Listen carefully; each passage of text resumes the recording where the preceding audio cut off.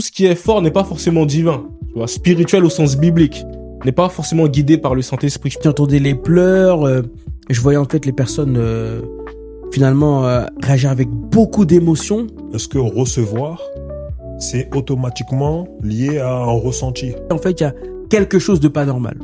Conduit par la louange, conduit par cette atmosphère, tu vois.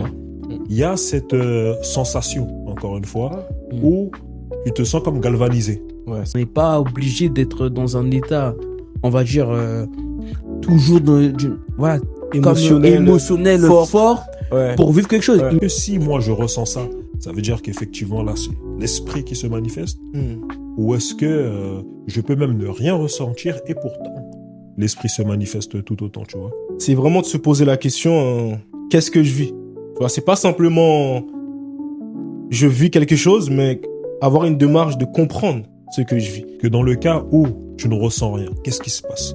Est-ce que ça veut dire que tu n'as rien reçu? Est-ce que ça veut dire qu'il n'y a pas une manifestation, en fait? Du coup, je pense, comme tu as dit, le risque, il est là. C'est peut-être qu'on veut vraiment chercher Dieu, mais il y a un tel engouement, il y a un tel focus sur l'émotion qu'on est en train de vivre. Bon, on va chercher l'émotion qui nous fait nous sentir que Dieu est là. Est-ce que on devrait pas se questionner sur l'état dans lequel tu te sens quand tu es repris par Dieu et quand tu pleures sur toi-même, sur ta condition, que cet état-là vraiment émotionnel. Quand cette démarche elle a pour finalité de rechercher l'atmosphère, moi je dis que là le décalage il commence. Est-ce que faut pas aussi avoir l'humilité de reconnaître que là, les gens vont certainement vivre des choses sincères, des choses vraies, mais en même temps, ils peuvent se tromper. Ils peuvent se tromper dans quoi? Dans l'interprétation de ce qu'ils sont en train de vivre.